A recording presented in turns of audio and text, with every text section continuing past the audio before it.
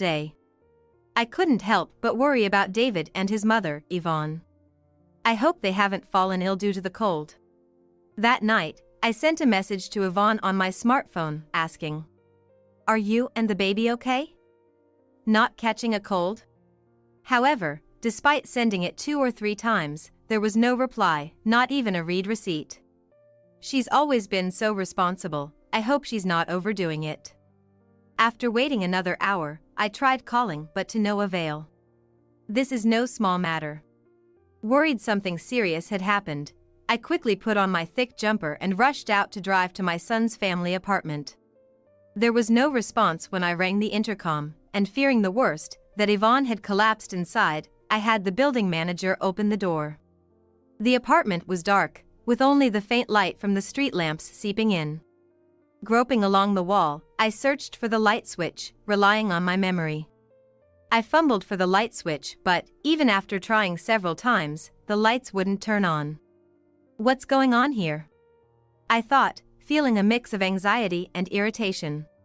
With no other option, I used my smartphone's flashlight to look around. Yvonne? Are you there? Could it be that they are just out? Just as I was about to leave, I thought I heard a baby's cry from the bedroom. Yvonne? Are you there? I quickly headed to the bedroom. Yvonne!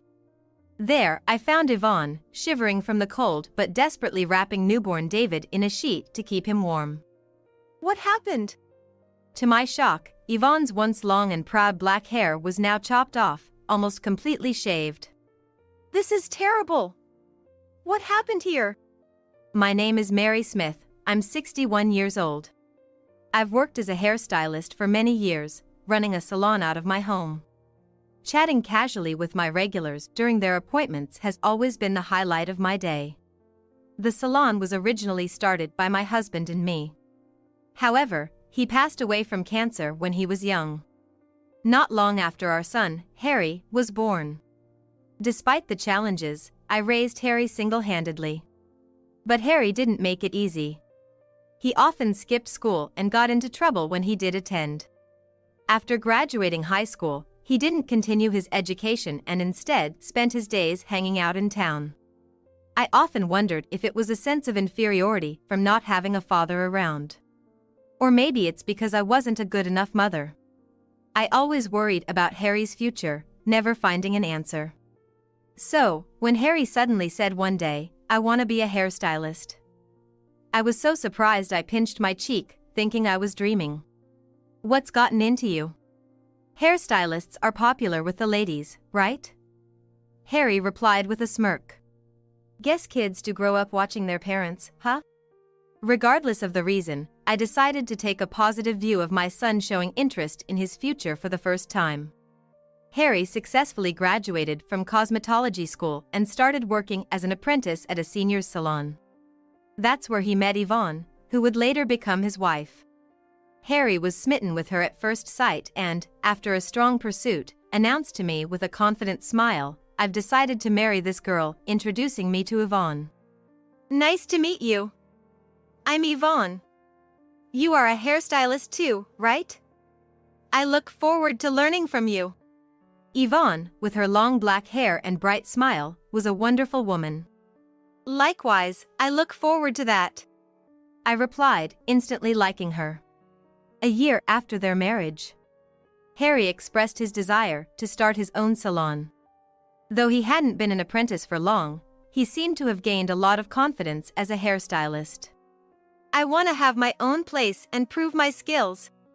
Honestly, I was a bit worried. I knew from my experience that it's not easy for a newcomer to make it on their own in this industry.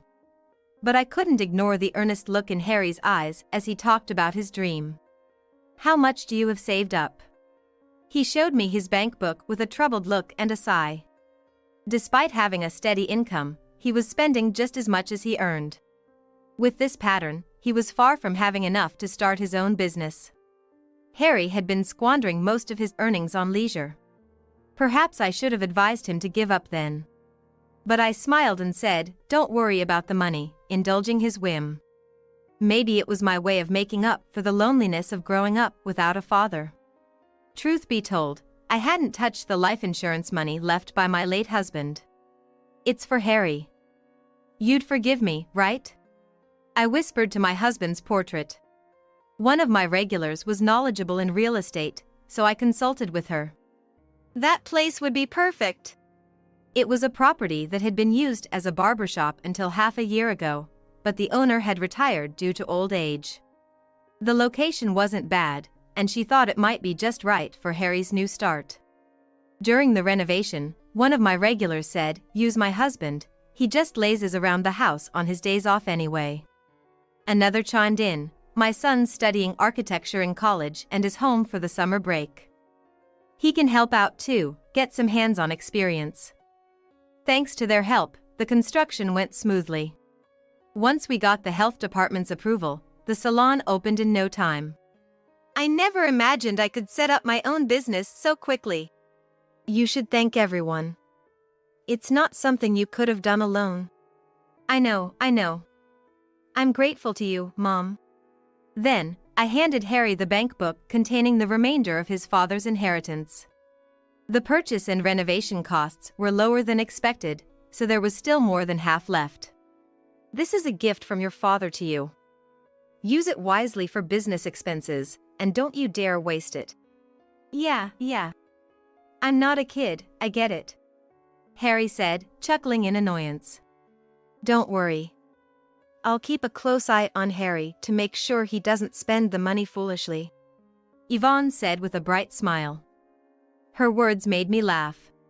With Yvonne's help, I didn't need to worry about interfering any further. I optimistically decided to watch over their business from a distance. But soon, I realized my optimism was misplaced. Yvonne occasionally visited my salon to update me on their progress, and each time, her expression grew more somber. 3 months after Harry's salon opened, she confided, "Harry's not putting his heart into the work." "What? Harry? Why?" He was so enthusiastic at first, sure that his skills would bring in customers. But within a month, he stopped smiling and began treating customers coldly. As a result, our reputation has plummeted, and customers have stopped coming. I couldn't believe what I was hearing. Harry had wanted his own salon so badly. What had changed in such a short time? Harry thought that being a good hairstylist was all it took, but running a salon is more than that. Yvonne sighed. Indeed, she was right. Business doesn't work just the quality of your work. Customer service plays a huge role in business. It seemed Harry was missing that fundamental understanding. So, what's Harry doing now?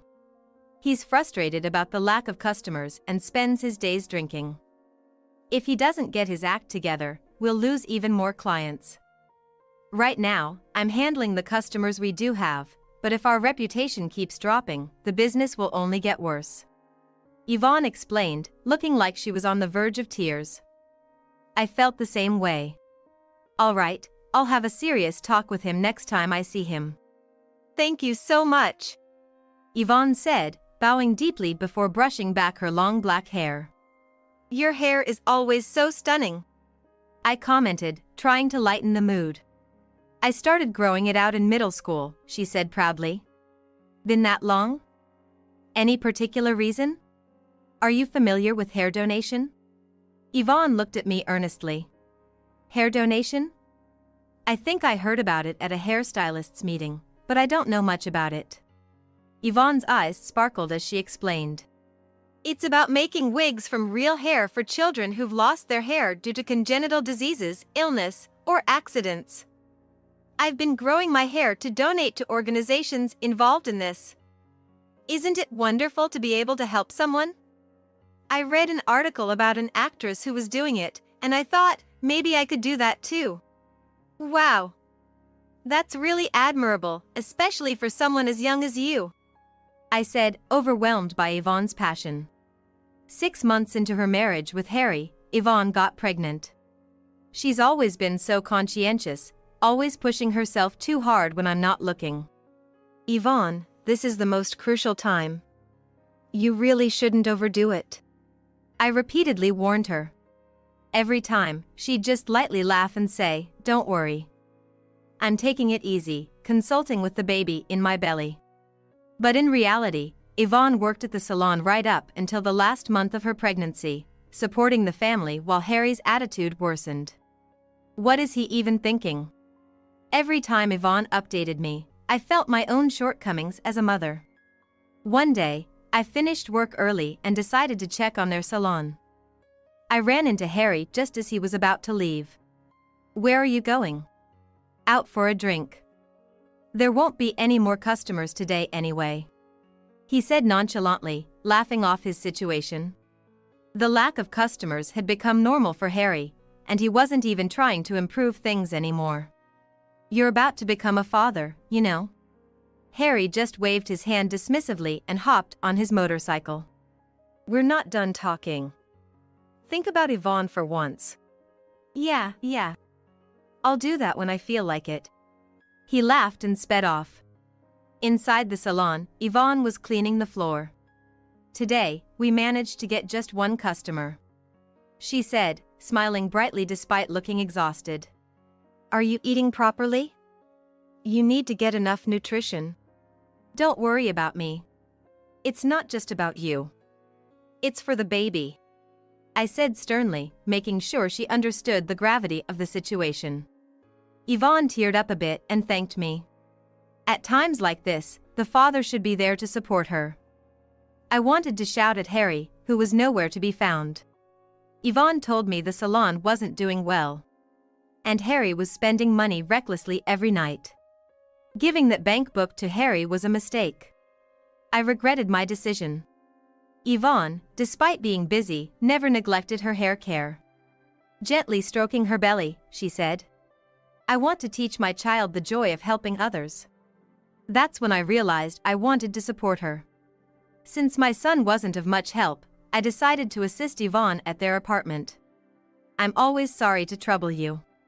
"Don't worry about it, just focus on the baby. It was my fault for not raising my son right."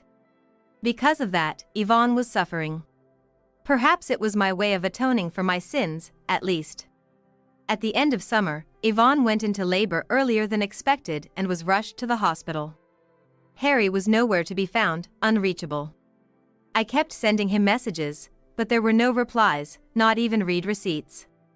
What on earth is he doing at a time like this? Yvonne's parents had passed away, so I was the only one who could be there for her. "Don't worry, Yvonne, I'm here." I kept encouraging her as she bravely faced childbirth. After a long and difficult labor, I was overwhelmed by the sound of the baby's cries. "He's born. You did it, Yvonne." I was moved to tears, but Harry, who should have been there, never showed up. My grandson, David, was experiencing his first winter. The weather report said it was a record cold day. No wonder it was so chilly that I had trouble getting out of bed. My first thoughts were of Yvonne and newborn David. I hoped they weren't affected by the cold. Worried, I sent a message to Yvonne that night. "Are you and the baby okay? Haven't caught a cold?" But even after sending 2 or 3 messages, there was no response, not even a read receipt. I was concerned that Yvonne might be too ill to move. She's always been so responsible. I hope she's not overdoing it. After waiting another hour, I tried calling again, but the result was the same. Something's not right. Without a second thought, I put on my thick jumper and rushed out to their apartment. When I arrived, the place was engulfed in darkness. It's not uncommon for families to travel abroad during the holidays, but I hadn't heard anything about a trip from Yvonne and Harry, and they likely couldn't afford it anyway. I rang the intercom, but there was no response. Fearing Yvonne might have collapsed, I immediately asked the building manager to open the door. "I'll wait outside. Please let me know if there's anything," I told the manager before stepping inside. The apartment was dark, the only light coming from the street lamps outside. I remembered the light switch was right by the entrance. Relying on my memory, I groped for the light switch on the wall. But no matter how many times I flipped it on and off, the lights didn't respond at all. What's going on here? I thought, feeling a mixture of anxiety and irritation. With no other option, I used my smartphone's flashlight to illuminate the room as I stepped inside. "Yvonne, are you here?" I called out in the living room, but there was no answer. Maybe they had just gone out. Just as I was about to leave, I thought I heard a faint cry of a baby from the bedroom. "Yvonne? Are you in there?" I quickly headed toward the sound. "Yvonne!" There was Yvonne, shivering from the cold, desperately wrapping newborn David in a sheet to keep him warm. "What happened here?" When I shone the light on her, I was shocked to see that her once long, proud black hair had been roughly cut off, almost to the scalp. Her eyes, red and swollen from crying, looked at me helplessly. "This is terrible. How did this happen?" I took off my jumper and draped it over Yvonne. "It's okay now. Just tell me what happened, as much as you can." Yvonne began to speak slowly. She said that Harry had continued his daily escapades even after David was born. Eventually, they couldn't pay the electric bill anymore, and Yvonne, unable to tolerate it any longer, scolded Harry. She had just wanted him to be more responsible as a father. But her pleas fell on deaf ears. In a fit of rage, Harry grabbed a pair of practice hair-cutting scissors and started cutting off Yvonne's hair. At first, Yvonne tried to resist, saying stop it. But fearing any further resistance might accidentally harm David, she stopped resisting. Harry laughed mockingly, saying, "Now you won't be able to show your face in public." I was speechless at my son's cruel actions. "Why didn't you tell me it had gotten this bad?" "I'm sorry, Mom. I'm so sorry." Yvonne apologized, blaming herself again. "No, Yvonne, it's not your fault. You're not the one to blame here. It's Harry. You did nothing wrong." I knew Yvonne hadn't confided in me because she didn't want to worry me. I hugged her tightly, tears streaming down my face. The whole situation was a result of my overindulgence in raising Harry. My heart burned with shame and anger at my own failings and my son's inability to empathize with others. Taking a deep breath, I called Harry. "Hey, Mom. Long time no talk. What's up, calling all of a sudden?" "Just wanted to hear your voice. How's everything over there? Are Yvonne and David doing okay?" "Of course, everyone's fine and doing well. I've been calling home, but no one's picking up." "Where are you now?" There was a brief pause in his voice, as if he was concocting an excuse. "Actually, we're a family of 3 in Hawaii. We'll be back next week." "Hawaii, huh? That sounds nice." I responded, though I knew he was blatantly lying to me. What had I been doing all these years, taking care of Harry?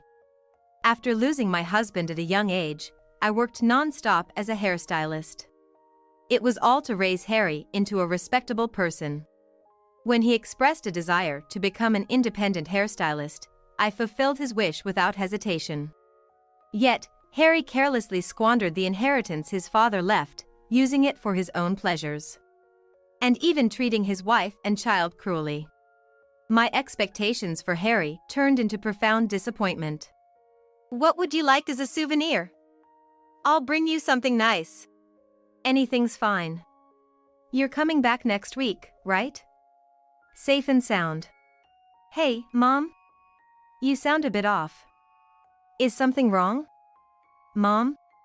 Harry seemed to sense something, but I ended the call without responding. I informed the building manager waiting outside of my plans and decided to take Yvonne and David back to my house. Then, I started making calls to every place I could think of. A week later, Harry called me, cheerfully announcing that he had just landed at the airport. "I'm back, Mom. And I've got souvenirs for you," he said, pretending to be the caring son. But my heart was no longer deceived by his act. "That's nice to hear," I replied in a flat tone, though Harry didn't seem to notice anything unusual. About an hour later, a taxi pulled up in front of the apartment. Harry, clearly having enjoyed his solo trip to Hawaii, with distinct tan lines from sunglasses around his eyes, unloaded a bunch of luggage from the trunk. He took out his keys, expecting to enter the apartment where his wife and son should be waiting. He must have thought that once he inserted and turned the key, the door would open immediately. However, no matter how many times he tried, the key wouldn't fit the lock. "What's going on here?" he exclaimed in frustration. I approached him quietly from behind and asked with a smile, "Did you enjoy your trip to Hawaii?" though my heart was boiling with anger. "Mom, you're here?" Harry said, relieved to see me, misunderstanding the situation. "Listen, Mom. I just got back and tried to enter the house, but the key won't fit. It must be Yvonne's prank, punishing me for going on a trip alone." He tried to paint himself as the victim, blaming Yvonne. "Leaving Yvonne, who just gave birth, and newborn David behind, what were you doing?" "I told you, I was in Hawaii with my family. Didn't you just say you went on the trip alone?" I pointed out the contradiction. Harry was at a loss for words. "You really had the nerve to lie about taking a family trip to Hawaii? Yvonne was here, with the electricity cut off, shivering in the cold, holding David close to protect him. And to think, she cherished her long hair, and you just cut it off mercilessly. Don't you feel any remorse as a human being?" I guess I messed up there. But right now, I just want to get inside the house. "It's freezing in Japan," Harry replied, rubbing his arms theatrically, showing no sign of remorse. "The cold Yvonne and David endured is nothing compared to this. Plus, you no longer have a home here. I've already cancelled the lease on the apartment. It's time you find your own place to live." "Cancelled the lease? Why would you do something like that without asking me?" Harry protested, suddenly panicking. But the apartment was leased under my name, after all. I couldn't just stand outside and continue this conversation, so I took Harry to a nearby coffee shop to talk further. Harry sipped his coffee silently, probably not even tasting it. He kept glancing between me and his coffee with a pale face. "You were so strapped for cash that you couldn't pay the electric bill, yet you managed to go to Hawaii? That's..." Harry grimaced and finally began to spill his selfish reasoning. He admitted that right from the start of his business, he was showing off to friends and women he picked up at the salon, spending his father's inheritance on his antics. He knew such spending would quickly deplete any fortune. But after getting a taste of the power of money, he continued his lavish lifestyle even after the inheritance ran out, racking up debts to buy gifts and take trips. "You're quite the big spender, aren't you? Especially for a failing business." "Don't worry. I'm a professional hairstylist. Once I get serious, clients will come flooding in, and I'll be able to support my family," Harry replied with unfounded confidence. I looked at him coldly. "Your salon? I've already sold it. All the equipment too. It's too late to get anything back." I shattered his baseless confidence. "That's a lie. Why would you do something like that?" Harry's face turned red as he slammed his hand on the table. "Oh? You were planning to continue with the salon? I thought you had abandoned it since you left everything to Yvonne. Besides, I bought the building and land in my name. You have no right to complain now." "But I was just trying to attract customers. I had it all planned out." Harry's eyes looked like those of a child about to burst into tears. "If you're so confident in your skills, you should be able to start over from scratch," I said coldly, then left the coffee shop after placing money for the coffee on the table. A month passed. Yvonne and I avoided any contact with Harry, but unpleasant rumors inevitably reached my ears. After I pushed him away, Harry apparently ran to his friends begging for money. But they were the kind who gathered around him for his money. Naturally, nobody was willing to help a financially drained Harry. He even got reported to the police for stalking some of the women he picked up at his salon.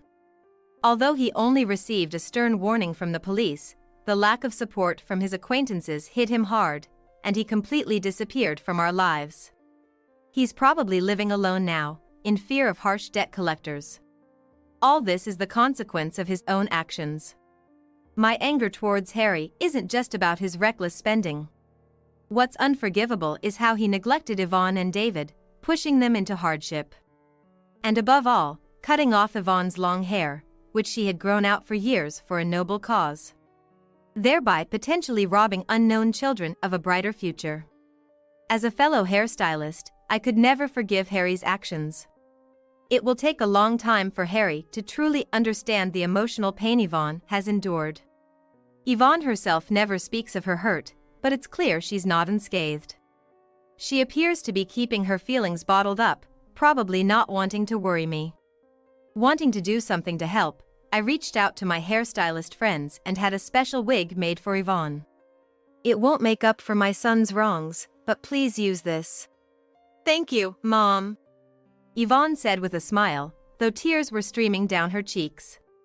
Using my aching back as an excuse, I asked Yvonne to help out at the salon. She threw herself into the work, seemingly trying to forget her emotional scars. "Hello, David," a regular greeted, and David in his cradle burst into giggles. Now, some customers even come to the salon just to see him. He's like a little mascot, a baby that brings in good fortune. Yvonne, regaining her strength both physically and emotionally, has started the process of divorcing Harry. Seeing Yvonne's smile makes us all feel like we've shed 20 years. But it's true, Yvonne and David have brightened up the salon considerably. Attracted by Yvonne's cheerful atmosphere, more and more mothers with young children have become regulars. "Let's have a great day today."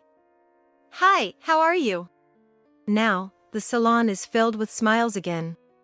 In a quiet corner, David is peacefully sleeping, his cute little snores filling the air. "Hey! I'm going out with my friends, so give me some money. About $4,000 should be good." "No way, that's too much money." "What? So you married my dad, a doctor, just for the money after all? That's why you're so greedy about money. You're really a nasty woman." Due to an illness, I can't live a normal life without a ventilator and need a wheelchair to go anywhere. Despite my condition, my husband, who was willing to marry me, had a problem child from a previous relationship. His son, now a college student, planned a trip with his friends and asked me for money. However, with the monthly expenses for the ventilator rental and other costs, I couldn't afford to give him that much. "That's impossible." "Ugh. You're really annoying. Always acting like a mom, and if you're not useful, you might as well leave. Just disappear."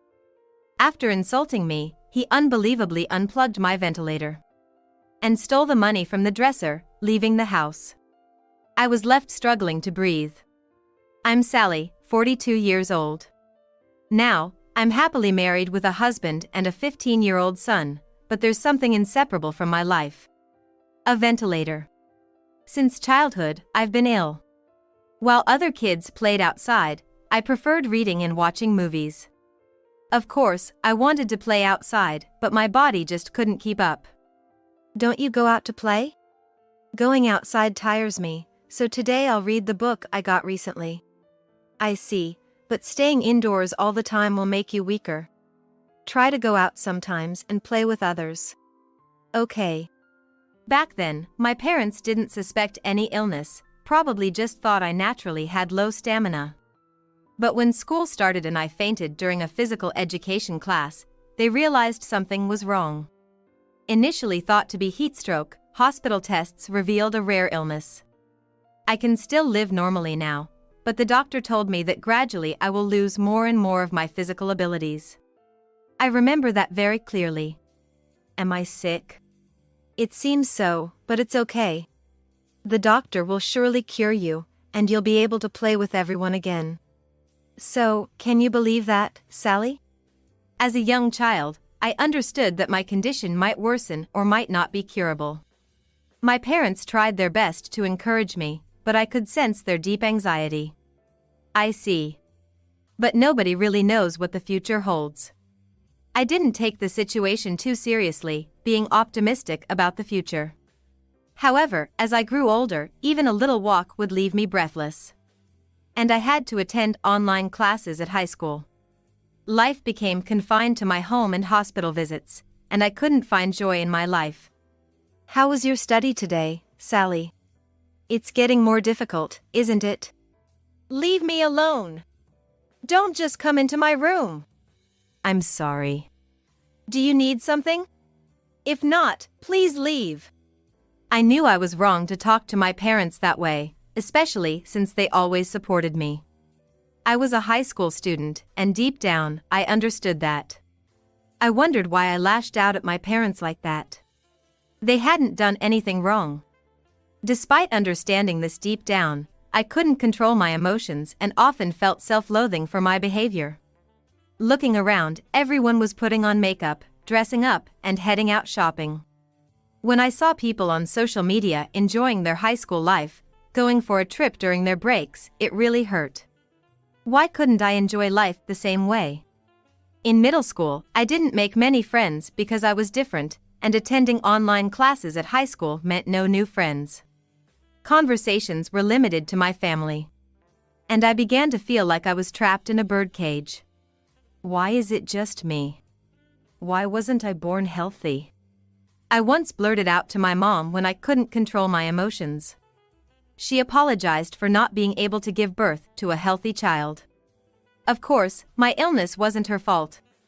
I regretted saying that to her, realizing that maybe my parents were suffering more than I was, but at the same time, I acutely felt the unfairness of the world. However, when I turned 20, I got a job at a major company through a disability program. I could earn my own money and found hobbies I could do from home. I was growing mentally and began to find joy in life. Then, before I knew it, I was 30. How have you been feeling recently? Are the medications helping to stabilize your condition? Thanks to the new prescription you gave me, I'm able to live much more comfortably. That's great to hear. On a visit to the hospital, where I went weekly, a new doctor arrived. He was older than me, with a very calm demeanor. He sincerely dealt with my illness, and since my only interaction with the opposite sex was at the hospital, it became a sort of sanctuary for me.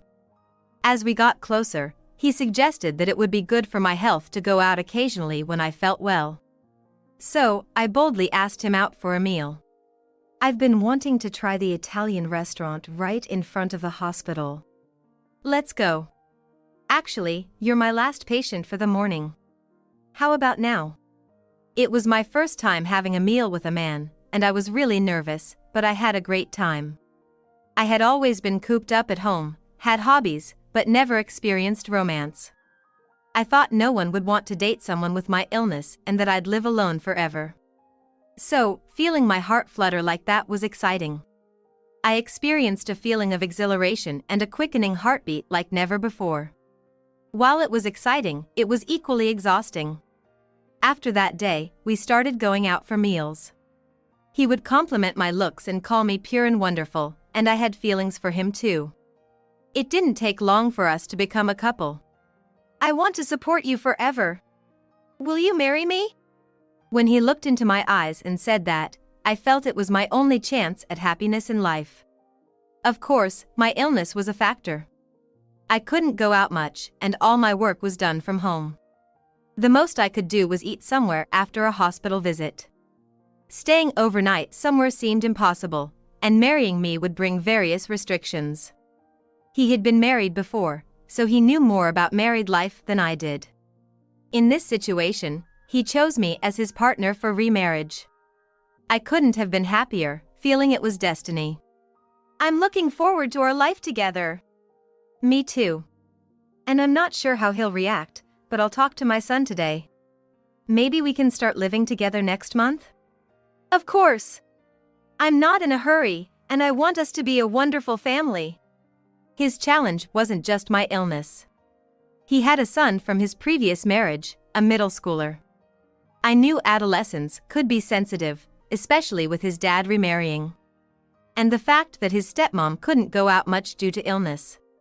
Honestly, I wasn't confident about fitting in or being accepted by his son.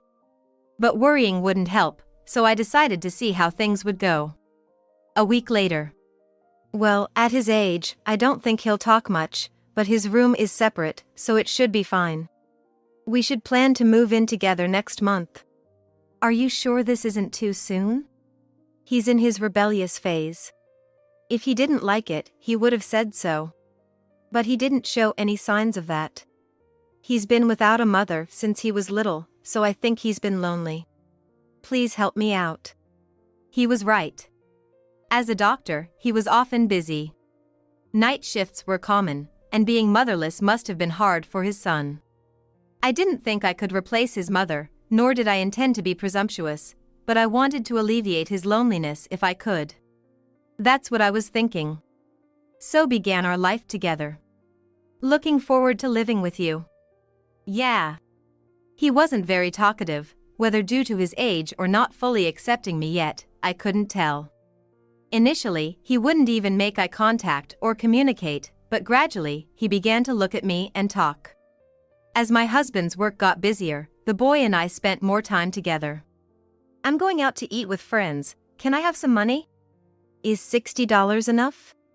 No way, that's not enough. After eating, we might go to bowling.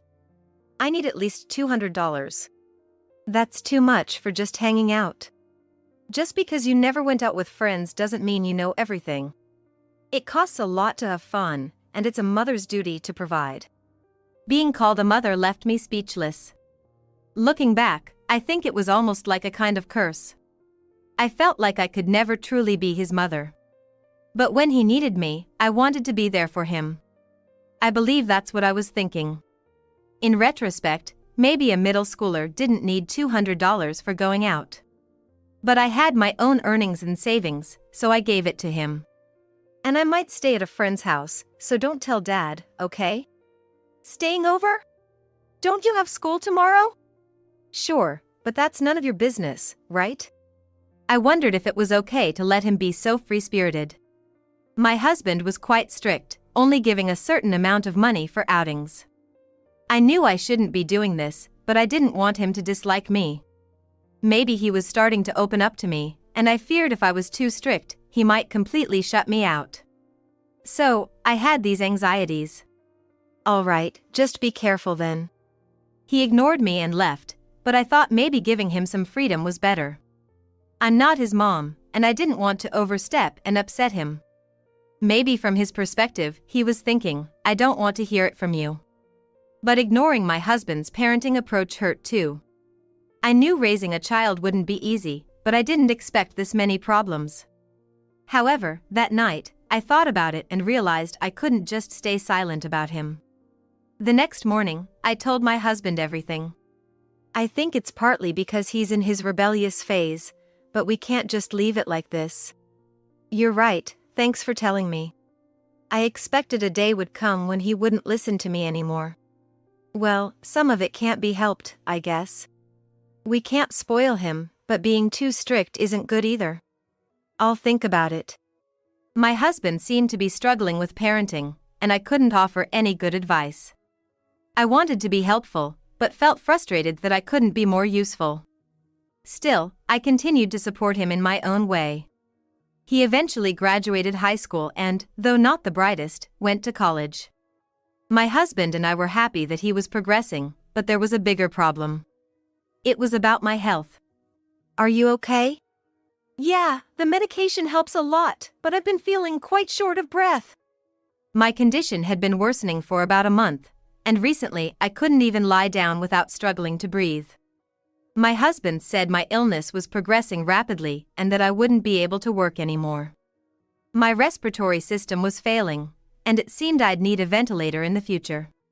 My legs were getting weaker, so I needed a wheelchair whenever I went out.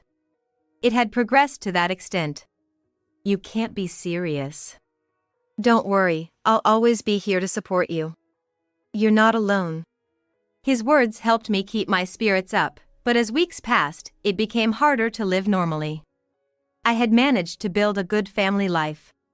His son was growing up and moving on, and I thought my husband and I would live happily together. But then I became dependent on a wheelchair and ventilator, unable to do anything on my own. I didn't want to be a burden to my family. So, I hired a helper using my savings, trying not to be a burden. But then one day, "Can I have some money? For hanging out with friends?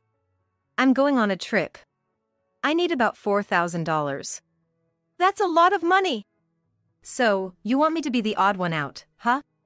I didn't mean that, but honestly, my medical expenses alone were a significant amount each month. Thankfully, my husband, being a doctor, wasn't financially struggling. However, I didn't want to be too much of a burden, so I was paying everything from my own savings. It wasn't easy when he demanded $4,000 right away for a trip with friends. "I understand what you're saying, but that's a lot of money." "So, you're just pretending to be a mom, but you don't really care about me, do you?" "That's not true, but..." "Well, I don't need your permission anyway. You must be keeping some cash around, right?" He then started rummaging through the dresser in my bedroom. "What are you doing?" "Wow, you've been stashing quite a bit. And you won't give me just $4,000? Pretending to be a mom, but you're useless." He took the cash I had saved and stuffed it into his pocket. Why did he do such a thing? There's a clear distinction between right and wrong actions. I thought he would understand that much. Yet, I was truly shocked and disappointed. I never expected him to go this far. "Why are you doing this? There's a line between right and wrong, you know." "What's the use of all this money to you? I can put it to better use." "Stop it, it's not too late to put the money back." "You're annoying. I only stuck around because you were good with money, but you're just a nuisance. Just disappear." I was shocked and disappointed. I never thought he would go this far.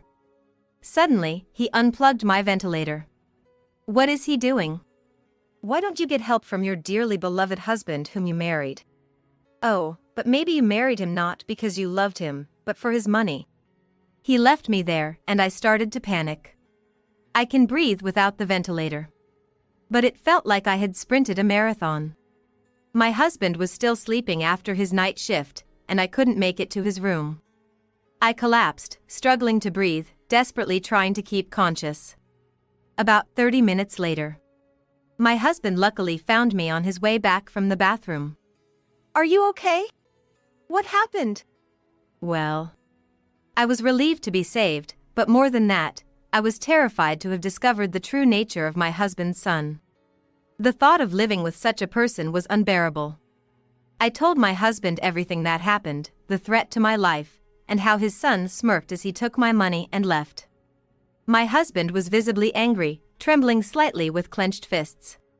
I knew he was furious, but I felt grateful that he was on my side. "I'm so sorry for what my foolish son did. It's not your fault, but I can't live with him anymore."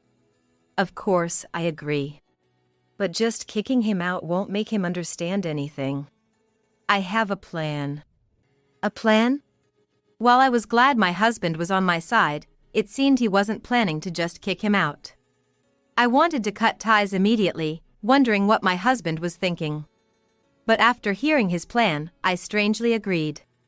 Kicking him out would just end our familial relationship without addressing the root of the problem. A week later, he returned from his trip. "I'm back." "What's that smell?" "Welcome back. I just got back from a business trip myself. Do you notice a rotten smell?" "What? A business trip? Weren't you at home?" "No, I expected Sally to contact me if anything happened. But nothing did." "Why are you so panicked?" At that moment, he turned pale and rushed to my bedroom. He probably never imagined this scenario. After my son left the house, my husband was indeed sleeping, but he was still at home. My son probably thought that if my ventilator's power was unplugged, my husband would immediately take care of it. He must have had some idea of what my husband would say upon his return. He really didn't think things through. But the situation my son found himself in upon returning was different from what he had imagined. My husband didn't know about the unplugged ventilator. The house smelled of decay. I imagine various speculations must have run through my son's head, but there was one likely possibility. Desperately trying to deny this possibility in his mind, he rushed to my bedroom. "What? What are you doing here?" I thought you might have gone to the police station. What's going on? And this smell? Maybe I left some meat thawing in the kitchen and forgot about it. It's summer, so it might have rotted. But you had the nerve to come back after unplugging my ventilator. If you had any conscience, you'd go to the police. But I guess you don't. When I stated this clearly, he fell silent. I had died after he unplugged my ventilator and that he had left me here, lifeless. He must have thought that. But this was a strategy my husband and I had devised, and he fell right into our trap. He must have been in a panic, thinking he had taken a life with his own hands. That's why he rushed to my bedroom, pale-faced and sweating, in a state of alarm. But it didn't happen because my husband was there to help. If my husband hadn't noticed, my life would have been in real danger. Do you realize what you've done?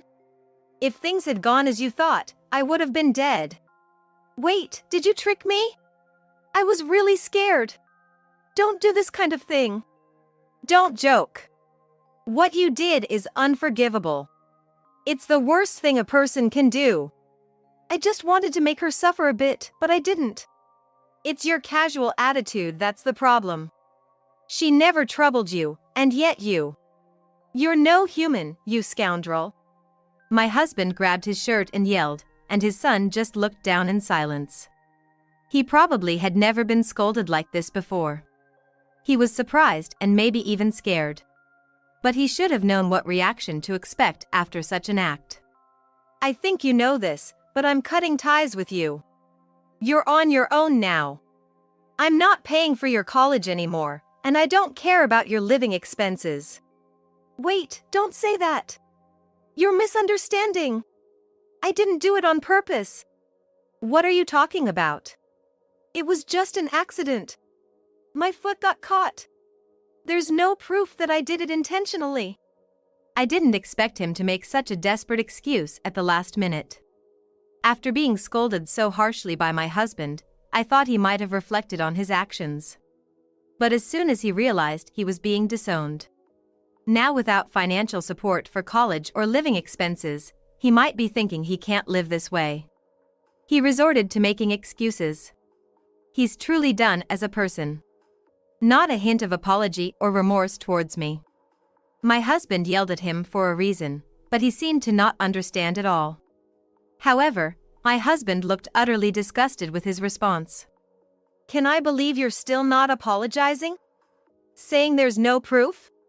Your actions were all recorded on camera. Recorded? What do you mean? We installed monitoring cameras for any emergencies. I've seen all the footage, and it's all recorded, including your horrible words to her. He didn't know about the camera in my bedroom because he never cared to check. But that's not the issue. The problem is that he continued to lie to my husband until the very end. Why couldn't he just apologize honestly? Even if there had been no camera, admitting his actions and apologizing might have led to forgiveness from my husband. But instead, he chose to escape his guilt. With no more excuses and nowhere to run, he suddenly began to apologize. I didn't want to see such a performance, but I remained silent. I'm really sorry. I'll apologize as many times as needed and reflect on my actions. Please forgive me. Choose now. Leave immediately or get reported to the police. With the camera footage, you know how serious this could be, right? Wait, are you really going to turn your own son over to the police? What you did doesn't deserve to be called son. A person who treats others like tools has no rights. You're no longer my son. When my husband spoke those words, he collapsed to his knees and began to cry. After always exploiting me and smirking whenever he received money, he had lost all his smugness. He might be regretting and reflecting on his actions now. Or maybe he's just regretting, not truly reflecting. But seeing him so miserable doesn't change my mind. I won't forgive him. Indeed, my illness might have been a burden. But there's a line between what's acceptable and what's not. A person who can't make such a distinction doesn't need a conscience. You're not to come near this house again, and don't contact us ever. If you can abide by these two conditions, we won't do anything more. So, you're telling me to drop out of college? I have no place to live and no money. That's not my concern. It's your choice. Just know, I won't provide any financial support going forward. And you must return the money you took without permission. I can't pay back what I've already spent. I don't have a job or a way to live. Can't pay because you don't have a job? That kind of excuse won't fly. Keep making ridiculous statements, and I'll consider involving the police. My husband said this, and the son had nothing to reply. It felt like I was leveraging a weakness, but I had to say this to get a sincere response from him. That very day, we packed his bags and kicked him out of the house. I don't know what he's going to do now, but it's all the result of the seeds he sowed himself. If he truly reflects on his actions, he might have a good life waiting for him. But if he keeps harboring resentment and complaining, he's bound to walk the same troubled path. I'm sorry for causing trouble until the very end, but thank you for standing by me.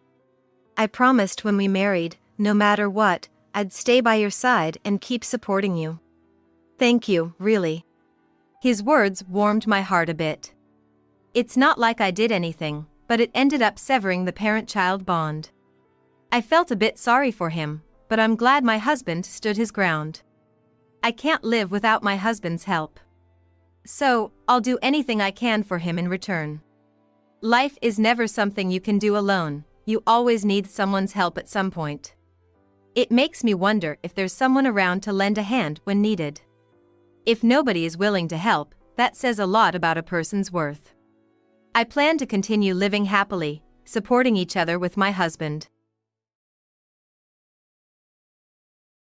Right now, my dad is in critical condition. Can you come right away? I'll give you the hospital's address. What? No way, I've just arrived at my vacation spot. Huh? Vacation? What are you talking about? My father is in a serious situation. When I got angry like that, my husband said something unbelievable. I mean, I'm not really involved with him, you know. What? I'm exhausted from work every day. Let me have this trip. I felt my feelings for him cooling down rapidly. Fine. Don't bother coming back then. My name is Julie, a 30-year-old housewife. I've been married to Ken for 3 years. We met at a social gathering. Being of the same age and sharing similar interests, we were drawn to each other and began to meet just the two of us. After several dates, he confessed, and we started dating. He was bright and refreshing, always making me laugh. I was increasingly attracted to him. Our relationship went smoothly from there. About 2 years into our relationship, he proposed to me. My feelings for you will never change. I want to build a warm home with you. Will you marry me? Yes. I'd be honored. I immediately accepted his proposal. And so, we decided to get married. We then visited each other's parents to announce our marriage. My in-laws were very kind, and I felt relieved there wouldn't be any mistreatment. After a successful meeting between our families, we got married. Then our married life began. I quit my job to become a full-time housewife, as Ken had wanted. I worked hard at household chores, supporting him in every way. I made sure my cooking, laundry, and cleaning were top-notch. I paid special attention to our meals, ensuring a variety of dishes and different menus daily. It seemed like he was satisfied with my efforts. Your cooking is so good, it makes me want to come home early every day. I'm glad to hear that. I'll keep making delicious food. Thank you. Seeing him happy while eating made me feel joyous. I believed we would continue to live happily together. But things started to change after our daughter Mina was born. Being a new mom, I struggled with many unknowns in parenting. Sometimes, I couldn't manage household chores as I wished. Mina often woke up at night, making it hard for me to get up early and prepare Ken's lunch. Sorry, can you buy lunch today? Mina kept me up until 4 a.m. What? No lunch? I don't want to eat out. Then you should have stayed up and made lunch. What? You're just relaxing during the day, right? Sleep when I'm at work. Frustrated, Ken snatched $50 from me and left for work. I was stunned by his words. I didn't expect such a reaction. I was doing my best with parenting and household chores alone. I accepted doing household chores since I'm a housewife. But I wanted his help with parenting. There's no rule saying I should be the only one to bathe her, change diapers, or soothe her at night. However, Ken seemed to think his job was done by working, and parenting was solely my role. He couldn't accept any slack in household chores because of our child. Is this another lazy meal? What? Lazy? It's obvious. What do you mean? There's a main dish, 2 side dishes, and a soup. The main dish is weak. You used to make more substantial meals. Are you slacking off? I've told you, I'm swamped with childcare and can't spend as much time on household chores. That's just an excuse. My mom always managed, even with me and my brother. She had it harder than you with just one child. You're just being lazy. But I never thought he could be so insensitive. He seemed so kind and gentlemanly before marriage, but turned out to be a completely different person after having a child. As a full-time housewife with a child, and not working, I had no choice but to rely on my husband Ken's salary. I felt it was unfair, but I couldn't stand up to him, fearing that being abandoned would be the end for me. In the end, I couldn't argue back and just accepted what he said. It really infuriated me when Ken seemed pleased with himself for having the upper hand. I wanted to go back to my parents' house to relieve stress, but it was quite a distance from our home, making it hard to visit easily. This added to my frustration. If I could meet and talk with my mom during the day, it would help me let off some steam and feel more at ease. However, the distance meant I often had to endure alone. Despite this, I managed to balance childcare and household chores. Time passed, and my daughter Mina turned 3. At this age, she began to speak a lot more, and conversing with her became a way for me to take a break. Now that she started going to kindergarten, I had some time to myself, which allowed me to do housework and relax more. However, my relationship with Ken was growing colder by the year. He seemed not to want to be with me anymore and started coming home later and later. Usually, he returned around midnight, sometimes just catching the last train. He rarely ate dinner at home and barely interacted with Mina.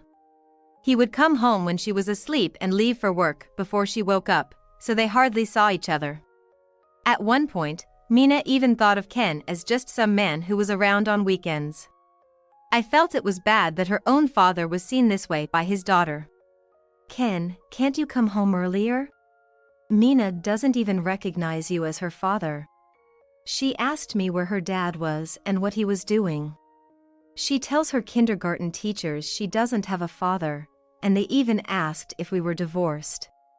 Ken seemed a bit shocked by this, but unwilling to change. I'm working late, then going out with my boss and juniors for drinks. It's all linked to my earnings, which supports our family. So, you should handle these things. That's your role as a wife and mother. In the end, he just dumped everything on me. It sounded plausible, but essentially, he didn't want to do anything. I doubted whether he was really working overtime or just out drinking. While I nodded along to his words, inside, I doubted him. It was foolish of me to have hoped for his understanding. He didn't share my sense of crisis at all. Underestimating a child can lead to a harsh backlash someday. And while Ken claimed he was working hard, our financial situation hadn't improved. If he was truly working overtime, it meant he was spending the extra money on himself, which was pointless and only beneficial to him. Ken began going out alone more often on weekends, even telling me to pack for sudden business trips. He seemed to see me more as a housekeeper. It seems like the only reason for continuing our marriage is because I take care of everything around the house. I didn't want to live just to take care of him. This rebellious feeling grew within me.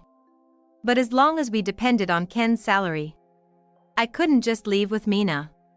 So, I told Ken I wanted to work part-time during the day. Earning my own money, even a little, was important. As expected, he wasn't happy. Huh? That's unnecessary. You just need to take care of the house as a full-time housewife. I want to save for when Mina wants to take classes or for school expenses. Of course, I'll still do the housework. Besides, you're hardly home for dinner these days. Me working during the day won't affect anything. After some thought, Ken agreed. Just make sure you do the laundry and cleaning. That's the condition. I promise I'll manage everything properly, I assured him. This way, I convinced Ken and started working. Perhaps it was the way I phrased it. Not blaming him, but suggesting it wouldn't disrupt our current lifestyle. Ken must have realized that whether I worked during the day or not didn't matter. I immediately started looking for a job and found an office position with short hours. I was hired, much to my surprise. Working part-time and interacting with people of various ages and perspectives was a significant change for me. It widened my horizons and kept me in a better mental state. Earning my own money gave me confidence and strength. I worked hard and soon earned recognition at work. Julie, you catch on so quickly. You're a great help. I wish you could become a full-time employee. Yeah, Julie, aren't you interested in becoming a full-time staff member? Well, honestly, I was very interested. But becoming a full-time employee would make it difficult to balance childcare and household chores. First off, Ken probably wouldn't approve. When I shared this with my superiors, they looked disappointed but understood. However, I made it clear that I wasn't uninterested, so maybe there'll be another chance in the future. So I decided to keep working hard and wait for the right time. Meanwhile, something concerning Ken started bothering me. I suspected he was having an affair. One day, during my lunch break at work, I went to eat at a casual Italian restaurant downtown. That's when I saw Ken leaving the restaurant with a woman I didn't know. Ken was in a suit, and the woman looked more like she was dressed for work than for leisure, so maybe they were just colleagues having lunch. This alone wasn't enough to conclude he was having an affair. But, call it a woman's intuition, I felt there was a high chance Ken was cheating with that woman. So, I decided to hire a detective agency to investigate. Maybe Ken's late nights were because he was meeting with his mistress, not staying late with his boss as he claimed. He didn't look as tired as he should have been, probably because he was enjoying his time with his mistress. While making these assumptions, I waited for the investigation results. About 2 weeks later, the results came in. Ken was indeed having an affair. And the woman was the one I had seen. I felt a strange sense of relief that my suspicions were correct. Probably because this meant I could end things with Ken. If he was cheating, he would be at a significant disadvantage in a divorce. I could claim alimony and child support. And with a job offer for a full-time position, I felt confident I could manage even if we divorced. I decided to leave Ken. But then, I got a call from my mom. Hello, Mom, what's up? Julie, I'm sorry to call you out of the blue. Your dad collapsed and has been taken to the hospital. What? I hurriedly took Mina with me to the hospital. I hadn't visited my parents in several months and hadn't seen them since then. Hearing about my dad's sudden collapse was a shock. When I arrived at the hospital, I found my mom looking anxious. Mom! Julie! Thank you for coming. How's Dad? He's undergoing treatment now. We were relaxing at home, and he collapsed when I returned from the bathroom. I see. I patted my mother's back. She must have been shocked to witness her partner collapsing. The thought of losing my father was distressing. Just thinking about that made me feel really hurt. After a while, the doctor came out and informed us that my dad had suffered a stroke. He regained consciousness, but his condition was still precarious. Dad was admitted to the hospital. We went to his room and waited by his side as he slept. A few hours later, he slowly woke up. Dad! Hey! I'm sorry for worrying you. I'm just glad you woke up. The doctor came and checked my dad's condition. He was stable for now, but there was no telling if his condition might worsen. Mina had fallen asleep, so I left her with my mom and went back to our house to get some of Dad's clothes. During this time, I sent Ken a message, informing him that my dad was seriously ill and in the hospital. Ken didn't read my message immediately, but I figured I had done my part in informing him and hurried back to my parents' house. Later, we returned to the hospital, where my mom, Mina, and I stayed with my dad through the night, hoping for his recovery. He seemed to be breathing steadily, and I thought he might get better. However, his condition worsened by midday. He was rushed to the treatment room, hooked up to numerous tubes, and treatment began. I couldn't shake the feeling that he might not make it. I tried to contact Ken again. Given that my father was in critical condition, I really wanted Ken, as his son-in-law, to be there. But I couldn't get through to him. It was Saturday, so he should have been off work. Maybe he had been out drinking till late and was now asleep. Just as I thought I couldn't rely on him, the call connected. Hello? What's up? Ken, can you come to the hospital right away? What? The hospital? What do you mean? My dad's in critical condition. Can you come immediately? I'll give you the address. I was about to tell him the address when he interrupted. What? No way, I've already arrived at my travel destination. Travel? What are you talking about? Oh, didn't I tell you? Some colleagues and I planned a 2-day trip, and today's the day. I'm already here, so I can't go to the hospital. What are you saying? My father is in a serious situation. When I got angry, Ken said something outrageous. I mean, I'm not really involved, you know. What? I'm exhausted from work every day. I deserve a break on my day off. Let me have this trip. He shouted. I felt my feelings for him cooling down rapidly. I don't care about you anymore. Don't bother coming back. I hung up and returned to my mom and daughter, where we watched over my father. Unfortunately, despite the treatment, he never regained consciousness and passed away. We were engulfed in grief. I wondered how much we cried. My mom must have been terribly shocked. She and my dad were very close. We were in a daze, unable to think about anything for a while. But we couldn't cry forever. We gathered ourselves and began making arrangements for my dad's funeral. The wake was held the next day, and the funeral the day after. Many relatives, friends, and others who admired my dad attended. Just before the funeral began, Ken showed up. Sorry. I'm late. I couldn't make it when your dad was critical. His apology seemed half-hearted. Not sincere. I confronted him as he approached. Why are you here? People who aren't related should leave. What? I'm your dad's son-in-law. Are you angry I'm late? Everyone's already here, don't get too emotional. He tried to calm me down. But I stood my ground. When I told you my dad was in critical condition and asked you to come to the hospital, you said you were on a trip and it was impossible, right? You yelled at me, saying you deserved the trip. The funeral hall buzzed with my words. Hey! Don't talk like that. I was on a work trip with colleagues. I couldn't just leave. It might have affected my work.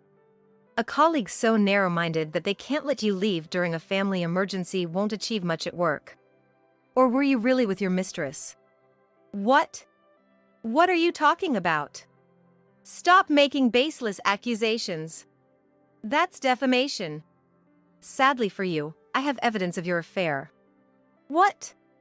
I had hired a detective agency. There are lots of evidence photos in my bag. But for now, I'll show you the data saved on my phone.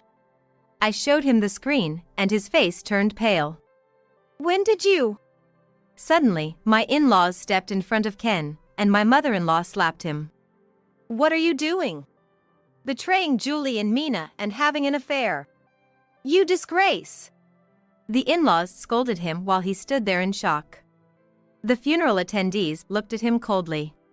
My in-laws apologized to my mom and me, then took Ken away. Afterward, I contacted a lawyer, demanded a divorce from Ken, and filed for alimony and child support. Ken ended up with a substantial debt. I reported everything to his workplace, and he lost his standing there. Now, he's been relegated to another department, treated coldly by his colleagues, and cut off by his in-laws. He lives a lonely life, mostly paying off his debts. Ken's mistress seemed to have treated their affair as just a fling, and she quickly disappeared from his life.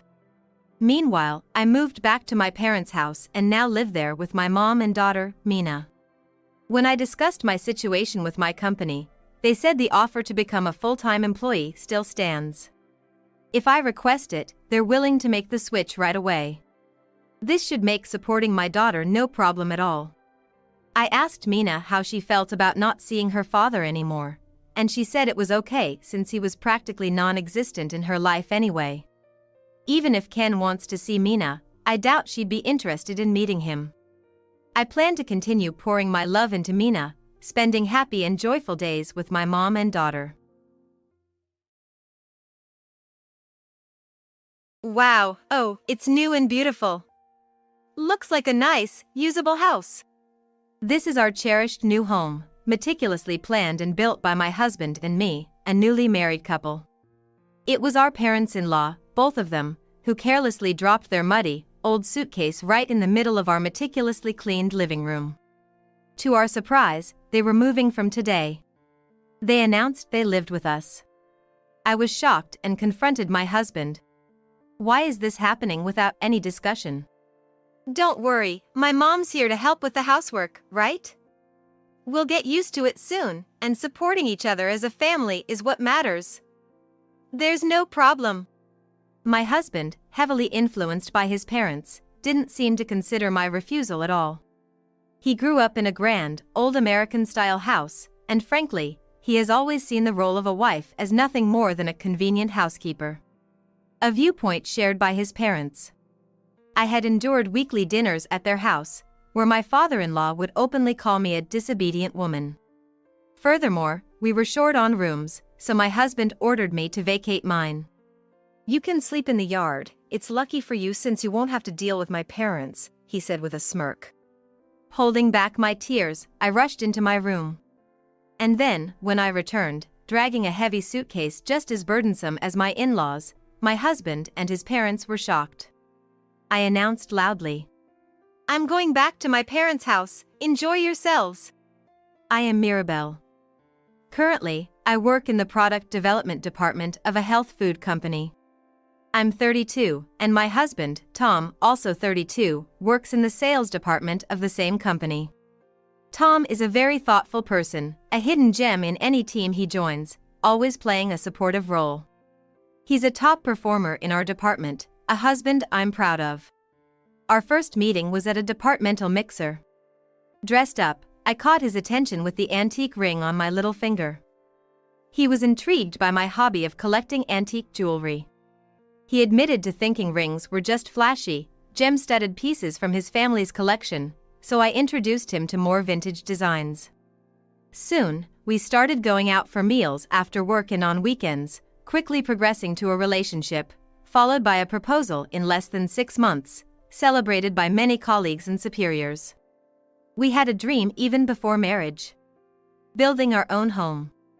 Our goal was to contribute equally, take out a loan, and create a small but detailed home of our own. I'd like a spacious living room, maybe a yard, thinking of kids and pets in the future. We might not have a big budget, but I'll work harder than ever, save more, do whatever it takes. We had many requests about the house. We have a certain location in mind, but we need to decide on the land based on transportation, shopping, imagine when we have children, the design of the exterior, and other points that each of us has that we can't miss. We had meticulously planned and worked tirelessly with a design firm to create our dream home. Though the plot was introduced by a real estate agent near my parents' house, they are quite kind and won't trouble you. No worries, they were nice during our visit. But your mom's cooking skills are a bit intimidating. His family used to own a lot of land in the area. Now mostly sold off, except for their residence. Luckily, due to these connections, we got priority in securing our plot. Since we searched through connections, the the location ended up being a plot close to my in-laws' house. I didn't have many opportunities to meet my in-laws outside of formal greetings. Because of this, I felt the need to be cautious and was quite nervous about how to interact with them. However, my in-laws always seemed cheerful and kind, and they appeared genuinely happy whenever I visited. My father-in-law was the breadwinner with a strong sense of responsibility, and my mother-in-law was a dedicated homemaker. When they heard about our plans for a new home, they were excited and supportive, and I thought they were wonderful parents-in-law. As our house plans progressed to the construction phase, my husband and I decided to visit his parents' house. Their house was nearby, though not next door. We wanted to make a good impression early on. Their house was a large, traditional American-style home, and I was always overwhelmed by its size. They greeted us with smiles as usual. Building your own house is a big step, but I'm proud of my son.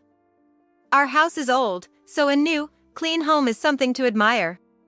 Building a house is exciting, isn't it? Mirabelle, we're looking forward to it too. That's how my in-laws both gave me their support. Our current residence was a bit far from there. My husband, Tom, suggested, "It's gonna be a while till the house is finished, but how about we spend more time together in the meantime?" I readily agreed, of course, let's do that. Tom had a good relationship with his parents, and they were always up to date with his business trips and weekend plans. So, we started getting invited over on weekends that coincided with our days off. The visits were for simple reasons like going to the mall or having meals at their home. However, I felt there was a limit. For example, I would get calls from my mother-in-law on a Friday night saying, "Mirabelle, thank you for the last time. Next time, could you drive us to look for a purse as a gift for a friend? It would be a big help. Also, we're inviting you over for lunch on Sunday. We're getting some nice fish, so bring Tom along. Could you bring a dish? I'm good at fried and stewed dishes and salads, so please bring something else. And about your clothes." She not only talked at length, but also filled up our weekend schedule and made specific requests. I wondered if dealing with in-laws was always this demanding and secretly asked my friends for advice, but all I got were comments blaming the oddity of my in-laws. I began to dread visiting them and felt increasingly trapped. As my work in the product development department got busier and the frequent visits to my in-laws' house fueled my mistrust. One day, I mustered the courage to decline over the phone. "I feel bad visiting so often, and I also want to have some quiet time on the weekends. I'm embarrassed to say, but with work, I can hardly keep up with chores at home." I tried to deflect the conversation, but my mother-in-law was unyielding. Insisting, "Don't be shy, we're family now," and I couldn't escape that weekend's plans. Reluctantly, I went to my in-laws' house with a heavy heart. To make matters worse, my husband knew I had tried to decline the invitation. Throughout the car ride, he scolded me. Mom was sad, Dad might say something, blaming me. At their house, with dishes spread across the dining table, the topic came up again. I felt like I was sitting on pins and needles. Then my father-in-law pointed at my mother-in-law and said, "Why don't you go help out? It's not too much for her. That would be too much for Mom. That's not a problem. She can just finish the housework during the week and then come clean up your apartment. She's a homemaker, after all, she's got free time." I was surprised by his suggestion and even more so by his tone. His attitude towards my mother-in-law, a homemaker, was filled with misconceptions and harsh assumptions. I was at a loss for words, feeling like he was a boss issuing orders rather than a family member. What was terrifying was that my mother-in-law just smiled and nodded, as if my husband's instructions were the most natural thing in the world. I felt a chill down my spine. Thankfully, I managed to fend off the suggestion that she take over our household chores. In stark contrast to her compliance, my repeated refusals made my father-in-law mutter, "What a disobedient daughter-in-law." I could feel my irritation rising, and my heart raced. My father-in-law quickly became sullen, and my mother-in-law scrambled to cater to his needs. The tension in the air was suffocating, and I quietly resolved to stop visiting my in-laws. The following week, when my mother-in-law called, I tried to excuse myself, saying, I have other plans and can't come. If the new house was completed and they had to live near their in-laws, they would have had to see each other every day, not just every week off. The horrible thought filled me with dread. Why not? Haven't you finished your chores? Maybe it would have been better if I had helped out, like my husband suggested. She persisted, but I had my response ready. I have plans with a friend who attended our wedding. We're going out as a thank you. So, I can't come today, but I'll visit when our schedules align. I'll make sure to convey my thanks to my friend.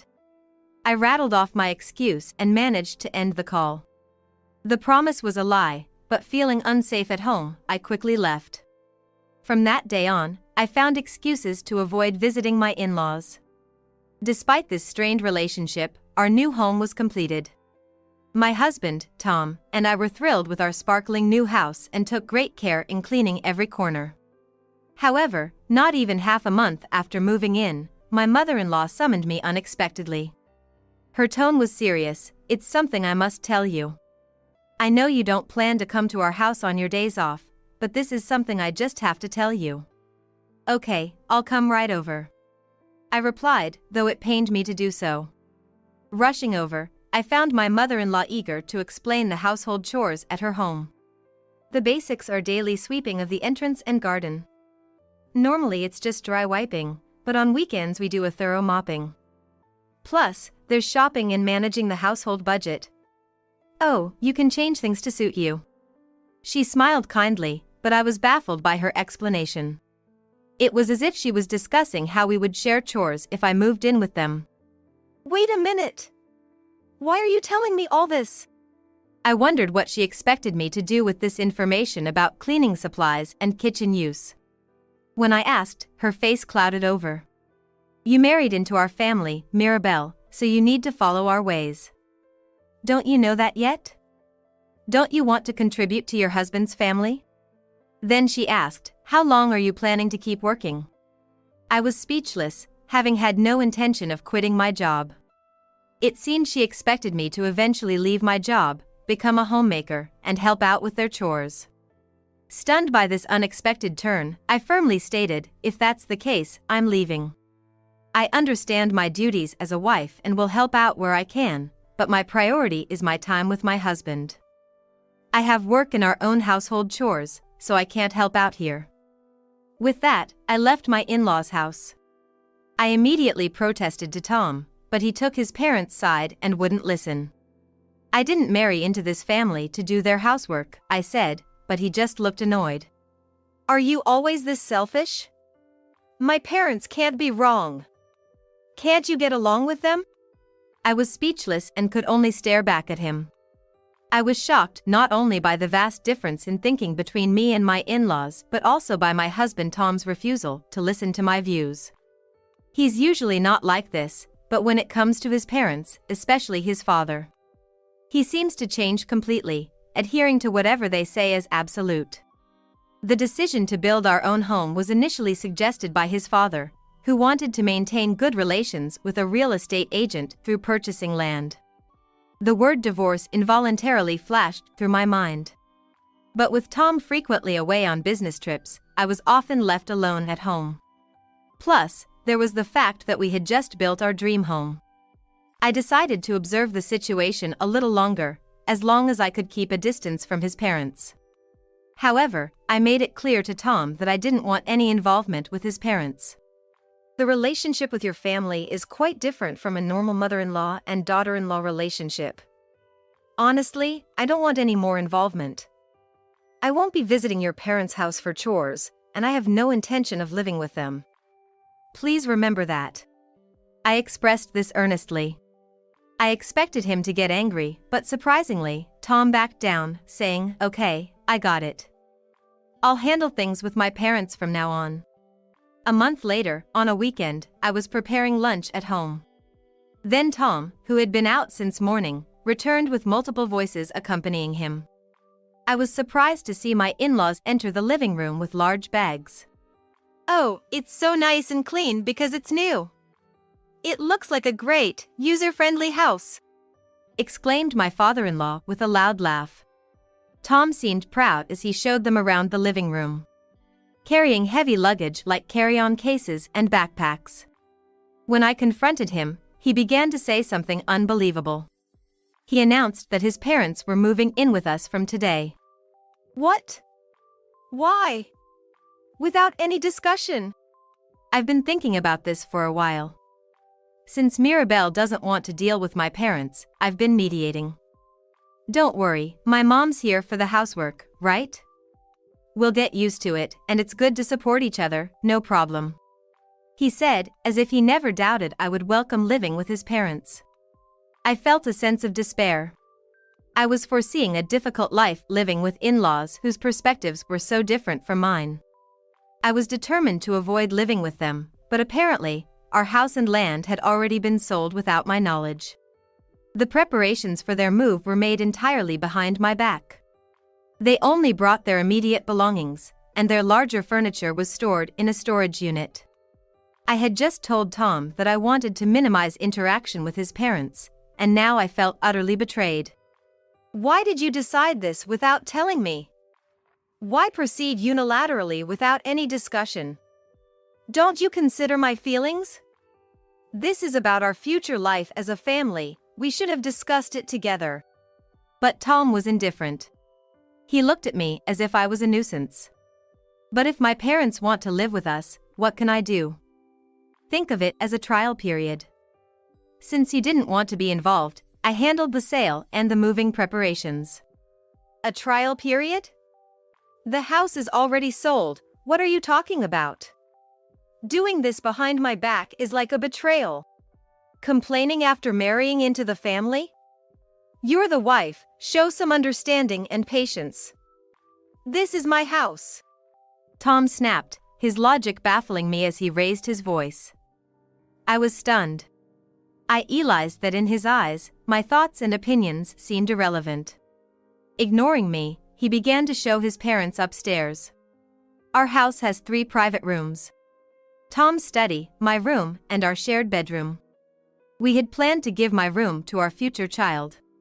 Wondering where he was guiding them, my husband then bluntly said to me, "Get your stuff out of the room." I wasn't surprised, but I was visibly upset. "My mom will use your room. Dad gets the bedroom. Why don't you sleep in the yard? You don't want to deal with them, right?" It was clear that if each of the in-laws were to use a room, there wouldn't be enough rooms available. The smirk on his face as he suggested I sleep in the yard made it clear this was a well-thought-out way to hassle me. I felt suffocated by the rejection from the man I had loved, while my father-in-law smirked at me in the background. Tom was clearly following his parents' instructions. It was conceivable that he was harassing me because he was told to do so. He chose to side with them, not to protect me. This realization brought a renewed sense of despair, and I could only look at him silently. As he opened my room and demanded me to hurry up, I felt like there was no point in arguing. I entered my room, grabbed the heavy suitcase I had prepared in advance, and left at a speed that took Tom by surprise. "I'm going back to my parents' house. Enjoy yourselves," I told them. I had kept my belongings in order so that I could return to my parents' house at any time. Now, anything left in my room could be disposed of without concern. Tom and his parents seemed startled, not expecting me to leave, and they tried to stop me. My mother-in-law even accused me of pushing housework onto her, but I knew that was her intention all along. Having lived with such a father-in-law and with Tom before our marriage, it seemed to me that she had no love for her family. Instead of fighting back, she had hoped to find a new target in me, the daughter-in-law. Ignoring all their schemes, I headed back to my parents' house. Though surprised, my parents understood the situation and showed anger toward Tom and his parents. Feeling supported, I was relieved until Tom contacted me. He was apparently coming to my parents' house with his parents to take me back, saying, "I'll forgive you, so come back." Anticipating a discussion at my parents' house, I made a call to a certain place. With my parents present, the 6 of us sat around a table. Especially my father, upon hearing what I had gone through, glared at Tom and his parents with utmost anger. Yet, Tom and his parents showed no remorse. Instead, my father-in-law took the lead, accusing me of being an unreasonable daughter-in-law who wouldn't contribute to her husband's family. My father glared at them in disbelief. "Mirabelle, you should behave more sensibly as a wife. You're still working instead of dedicating yourself to your husband and his family. You should be grateful that we even tolerate that. And returning to your parents' house, who do you think you are? The complaints you have are nothing compared to the duties of a wife.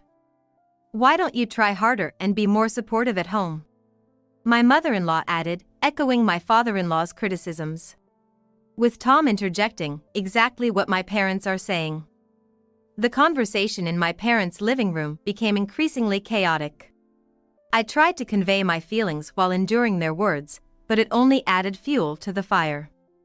Each time I spoke, their retorts grew more intense. Suddenly, my father spoke up. "I can't believe you're forcing her to live with you. She might be your wife, but she's still my daughter. If you're saying she's not good enough, we're happy to take her back. Let's go for a divorce." Encouraged by my father, I brought out the divorce papers that I had printed from a website before their arrival. My part was already filled out.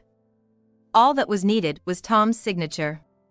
Seeing this, both my father-in-law and Tom started to get angry. "Don't be stupid. You think this is a solution? A wife should not think she can just divorce. Taking such extreme measures, you're a coward."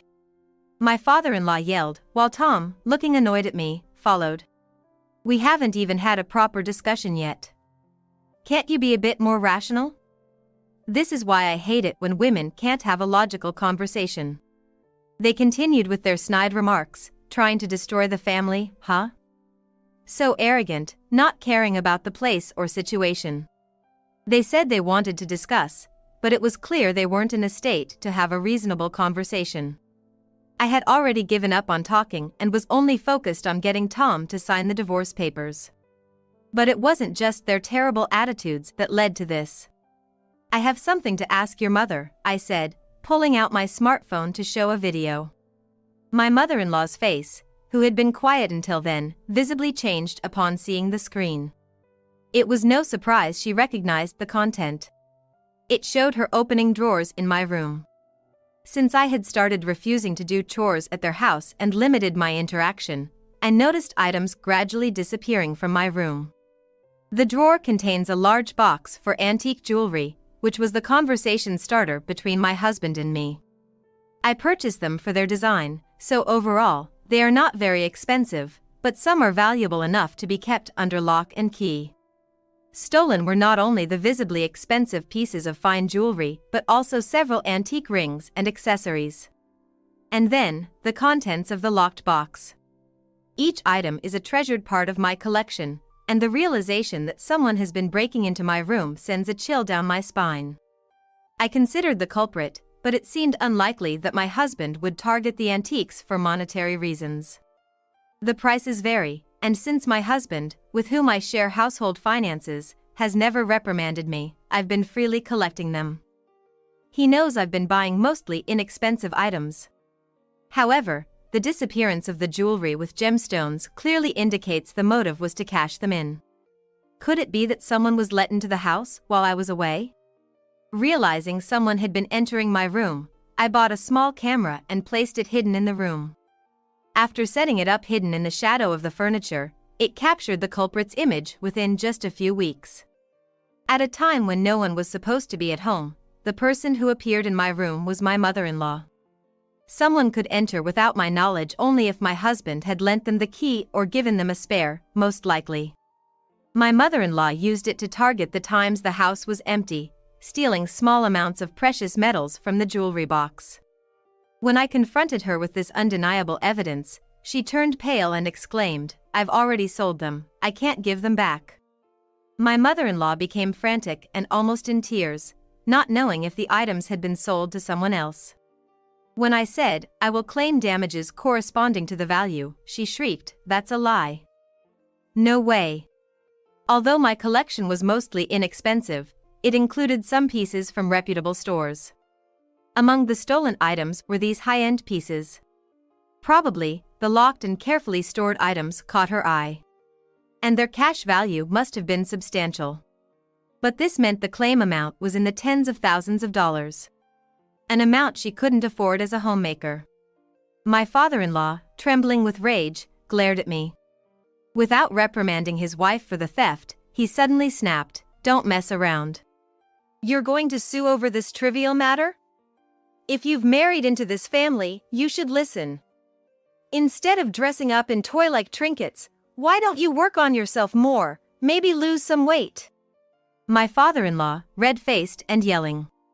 It seemed to genuinely believe that once married into their family, I was their property. He was just angry that I wasn't complying with everything he said. "Enough with the jokes." He finally stood up, raising his hand towards me. I braced myself for the blow, but my father quickly stepped in, preventing it. Just then, the doorbell rang, signaling the arrival of the person. The person whom I had contacted. A lawyer specializing in divorce issues. I had been consulting with this lawyer since I first considered divorce, especially after the theft suspicions arose. He was an older, authoritative lawyer from a firm known for handling divorce cases effectively. His presence filled the room with a serious atmosphere, and Tom and his parents seemed diminished by the lawyer's authority. First, the lawyer explained that we would be seeking compensation from my mother-in-law for the theft. Then, he laid out the evidence of the unreasonable demands and treatment from Tom and his in-laws. Including the diary I kept for such incidents, recordings I had made, and the footage from the small camera, all of which were admissible as evidence. He explained that we could claim damages for the mental anguish they caused. When the topic of divorce and the ensuing financial settlement came up, Tom, in a panic, got up and began pleading with me. "Throw away this stupid idea of divorce, we're in love, aren't we? You don't seriously want to split up?" As he groveled, his parents chimed in, "That's right, rethink this, you can still turn back." It was clear they hoped I'd withdraw the divorce, but I felt it was a waste of time to even engage with them. "We're not in love anymore, so that's inaccurate. I genuinely want to split up. If necessary, I'll consult my lawyer as many times as needed, even if it takes a long time or we end up in court." My firm rejection made Tom slump in defeat. Deflated, perhaps due to the authority of the lawyer's title, Tom's parents also quieted down and grudgingly agreed to the divorce. When the lawyer asked my mother-in-law why she stole, the shocking truth emerged. She was a reckless spender, and after splurging on shopping, she found herself short on living expenses. Unable to tell her husband, she planned to borrow money from Tom. He was on a business trip, so he told her, "Use the spare key. There's money in the bedroom drawer, take it." She did, but then noticed the rings I left in the bedroom and thought there might be more. Rummaging through my room, she found the jewelry box. And the locked box, which she quickly took to a locksmith. I lost the key, she lied to get it opened, took the contents, and replaced the empty box. Every time she was short on cash, she would sneak into our house and steal more. Hearing this, my father-in-law turned on her, calling her the lowest of thieves. Despite their insults, my parents ushered them out of the house, and they left in a loud commotion. I never went back to that house, leaving the disposal of the furniture to them. My ex-husband and his parents began living there.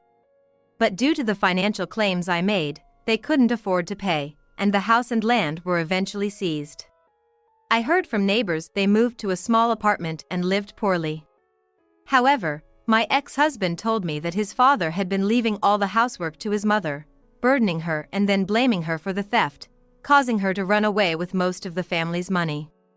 In a panic, my ex-husband called, asking if I knew anything.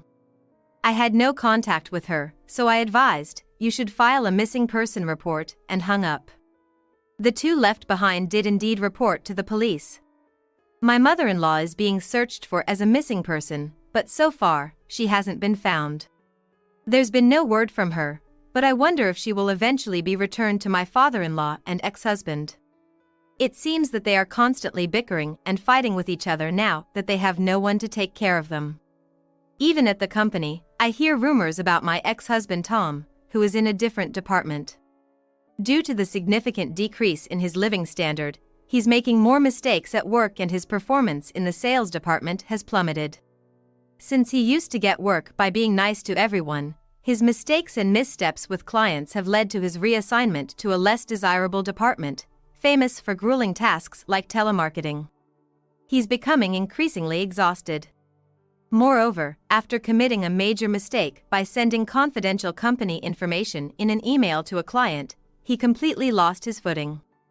This became a big issue in the company, with various departments scrambling to take measures, and Tom was held accountable and penalized. Eventually, feeling uncomfortable, he chose to resign voluntarily, as I was informed by a well-connected colleague. As for my father-in-law, apparently, he too became more irritable at work due to his fatigue. His juniors and subordinates started complaining of mental distress, leading to his demotion for not being suitable for his current position. This hurt his pride, and he chose to resign in anger.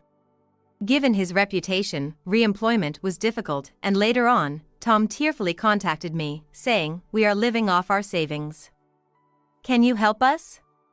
But I had no choice but to refuse. The alimony was already paid, and there was no reason to continue any relationship with them. I politely declined and then blocked their numbers. Finally free from them, I decided to change jobs to a company that had been offering me a good position, as I was growing weary of being known as the divorced ex-wife at my current job. Also, not wanting to rely on my parents indefinitely, I used the alimony to move into an apartment closer to my new workplace. My parents, though worried, respected my desire to be independent and saw me off. I make sure to keep in touch with them and spend time with them during long vacations. In my new environment, my life began to improve. I think I have recovered mentally, so much so that I can think positively. I would like to get married again if I have a chance. What do you mean by keeping your son handcuffed? I went to help my son's family move one day. To my surprise, I found my 4-year-old grandson handcuffed in an empty house. My grandson was crouched down, surrounded by empty bread bags and a foul smell. Seeing this, I called my son furiously. However, he seemed confused. Huh? We've already moved out of there. What? The identity of the handcuffed child turned out to be quite alarming. I had been widowed a few years ago and now, at 62, lived alone, working twice a week as a hobby class instructor. I enjoyed my job, known affectionately by my students, and it was a source of fulfillment outside of work. My main joy in life, besides my job, was my 4-year-old grandson, Nick. One day, after finishing work, I checked my phone and found a message from my son, Bob, showing the cute birthday party of my grandson. Nick is already 4 years old. Happy birthday! Can I bring him a present next time? Bob replied, "Come over any time." At 34, Bob had worked hard to secure a respectable job and was living in the next city with his family. I wasn't very close to his wife, Jennifer, and saw her maybe twice a year. Without a specific reason, I found it hard to visit. A week later, I bought a character toy for Nick's birthday and some local sweets that Bob liked, and visited their house after a long time.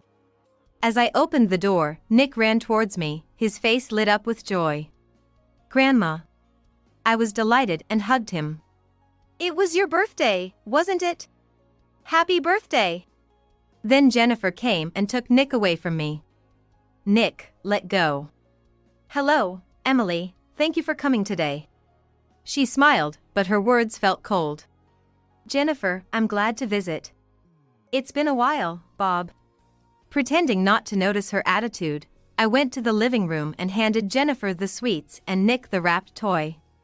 Nick's eyes sparkled as he unwrapped it. And he immediately started playing with it. "Mom, Nick is really happy."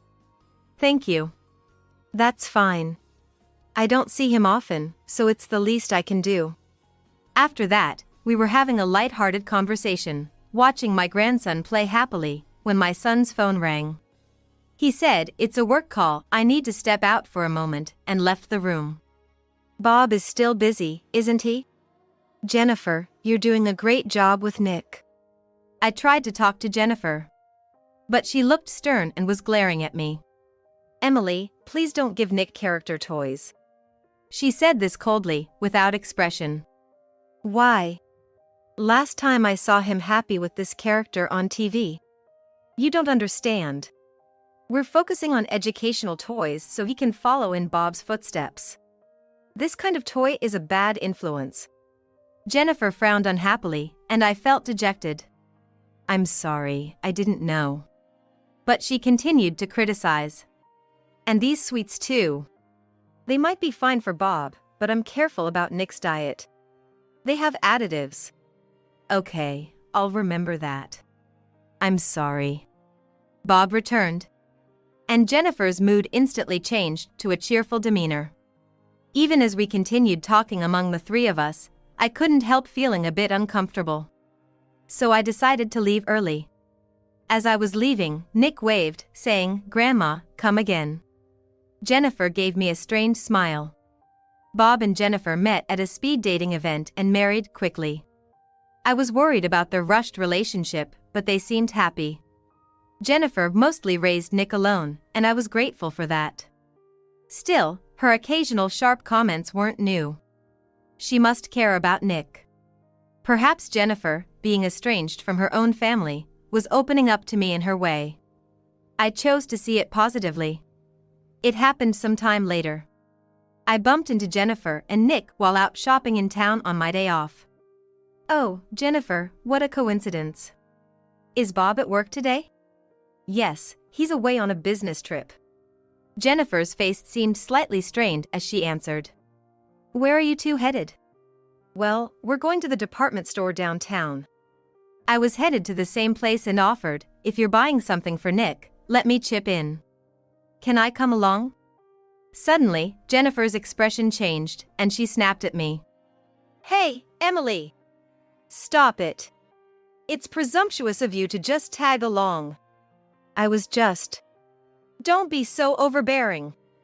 Don't make decisions for us." While I was taken aback by her reaction, Nick cheerfully told me, "Grandma, we're going to Ryan's house." "Is Ryan your friend?" He nodded in confirmation. "So, you're visiting a friend of yours, Jennifer?" "Yes, that's right." I thought she could have just said so, but I understood that a mother-in-law might be in the way during a friend's meetup. "Take care, then." "Fine, as long as you understand." And Jennifer quickly left with Nick. Watching them leave, I felt something unnatural about Jennifer's behavior. A few months later, Bob suddenly called. "I'm moving at the end of next month because of work. Does that mean you'll be further away?" "A bit, but still within reach." Disappointed that our meetings might become even less frequent, I offered. "Let me at least help with the move." Thinking I could at least help clean up, I asked Bob about the moving schedule. On the day of the move, I went to their house eager to help. But no one answered the doorbell, and there was no moving truck. "It's a moving day today, right?" Feeling something off, I used the spare key Bob had given me before to enter the house. Inside, it was empty. "What's going on? Where are they?" Confused, I went inside and was stunned by what I saw in the living room. A small child was handcuffed and crouched, facing away from me. "What? Why?" The child turned around, and I recognized the dirty face. "Nick!" Approaching my startled grandson, he moved away in fear. I thought it best not to frighten him and called Bob, trembling. "What do you mean by leaving Nick handcuffed?" "What are you talking about?" "I'm at your house right now. Don't play dumb." Bob sounded confused as he replied. "Wait. We've moved out of there." "What?" He explained that the move had been brought forward due to work, and he had messaged me about it weeks ago. Indeed, I then remembered receiving a message from my son a few weeks earlier saying, "The move has been brought forward." I must have missed it. "And Nick's right here with me." I heard a cheerful "Daddy" from Nick in the background. When Nick knew it was me on the phone, he cheerfully called out, "Grandma, come visit our new house and play." See, Nick's here. But there's another Nick here? I was utterly bewildered. Mom, what are you talking about? Are you tired or something? Bob's voice softened, as if he thought I had lost my mind. Should we go to the hospital together next time? That's fine, see you later.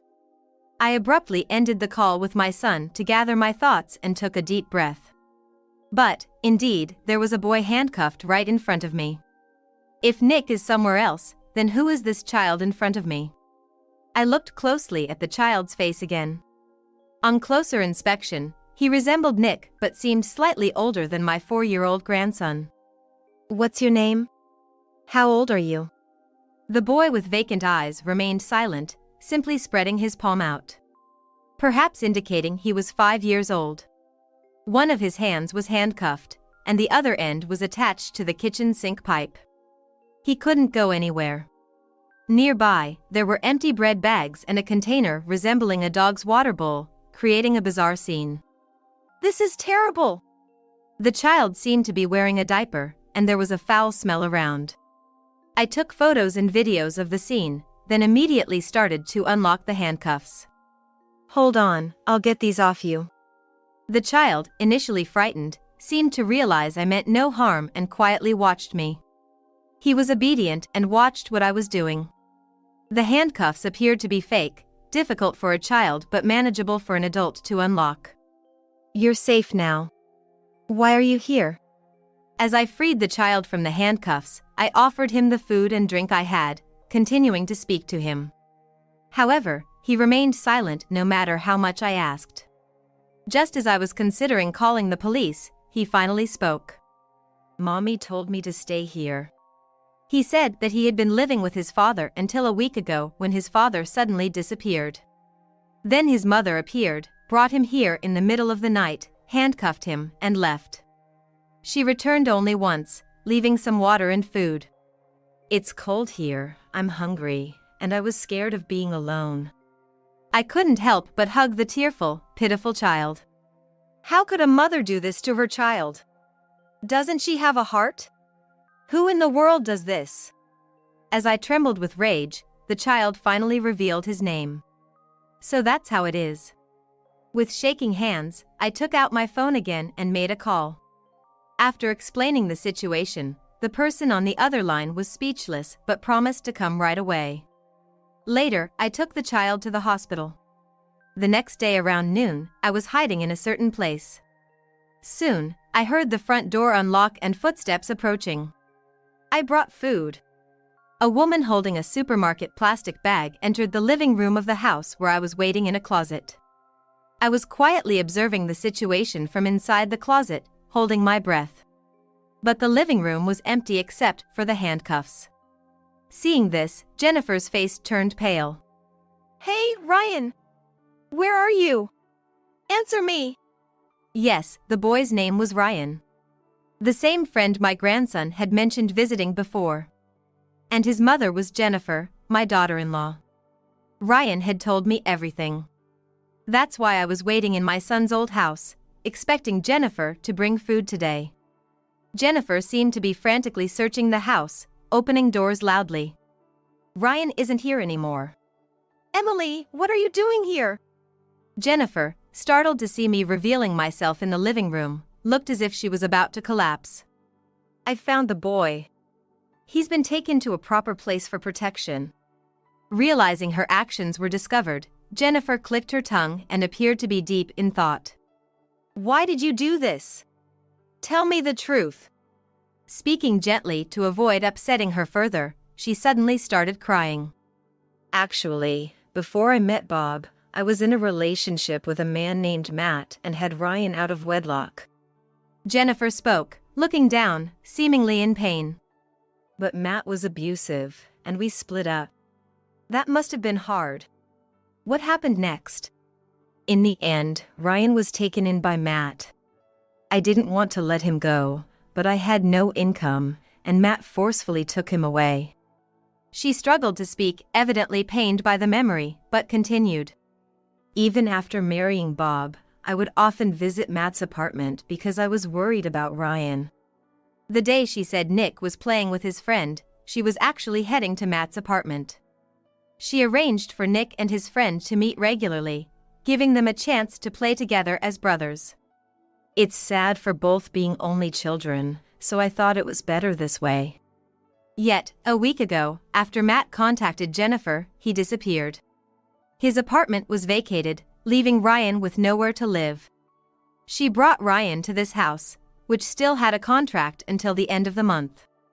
I swear, I've had no relationship with Matt since marrying Bob. But Ryan is still a precious child to me.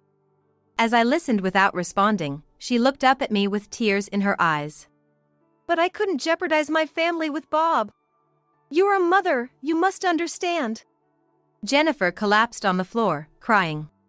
She appeared to be a very caring and devoted mother at that moment. You said Ryan is a precious child to you, right? Yes, of course. I coldly responded as I looked at her. Then why would you handcuff him, make him wear a diaper, and refer to his food as feed? That's... Her facade of a tragic heroine froze. I thought you were dedicated to education, but is this how you treat a child? There's nothing I can say. Jennifer's eyes darted around, sweat forming on her forehead. And what about this? I took out my phone, played a video, and showed it to her. It showed Nick and his friend playing in front of Matt's place. And Jennifer's voice could be heard from inside. You were taking Nick to Matt's, driving boys out, and having an affair, weren't you? Well, this is... I had found Ryan's apartment the night before and talked to the neighbors. One of them, concerned, had recorded the video. Can you still say you care for the children? You were having an affair with Matt, right? Jennifer's face turned red with anger. Bob knows we're a happy family, right? Please don't destroy it. Don't tell him. As she desperately pleaded, I brushed her off. Why should I keep quiet? Because Bob is. She stopped as the balcony door opened, and there stood Bob. Because I'm a lawyer? Bob. Jennifer looked utterly shocked. Yes, my son Bob's profession is a lawyer. Jennifer, who had been calmly speaking, suddenly showed her true colors and glared at me. Why is Bob here? Did you snitch? Bob stopped Jennifer as she attempted to lunge at me, her face red with anger. I heard everything. You've been betraying me all this time, haven't you? It's not what it looks like. Listen to me. She clung to Bob.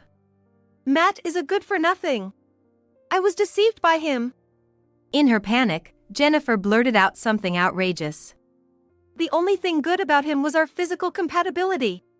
And you, with your high-income lawyer job, you're the husband I deserve. Bob looked at her with utter disgust. Betrayal is one thing, but handcuffing a child is inhumane. I can't forgive you. No, I refuse this. She started screaming and acting out like a child, to Bob's dismay. Jennifer, we're getting a divorce. I'm taking care of Nick. And the police are on their way, so calm down. It's all your fault. If you hadn't found him. In desperation, Jennifer pulled out a knife from her bag and charged at me. Then, brandishing it, she ran towards me. Mom, watch out! In that instant, I dodged Jennifer. She lunged at me, cursing, but I swiftly dodged her. Don't run, you old hag. When she attacked again, I knocked the knife from her hand. Forgot I'm a master of combat sports and run a self-defense class? I pinned her to the floor as she groaned. And police sirens approached. Let me go! I'm appalled you show no remorse.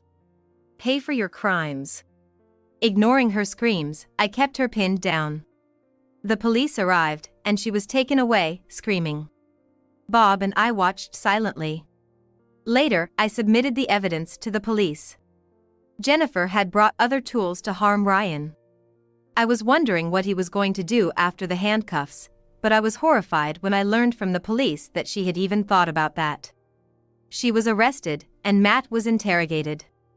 The divorce was finalized. He's suing Jennifer to ensure child support. Jennifer, having lost everything, will struggle to live a normal life outside. Ryan was taken in by Matt's parents, who seemed decent, so I'm relieved.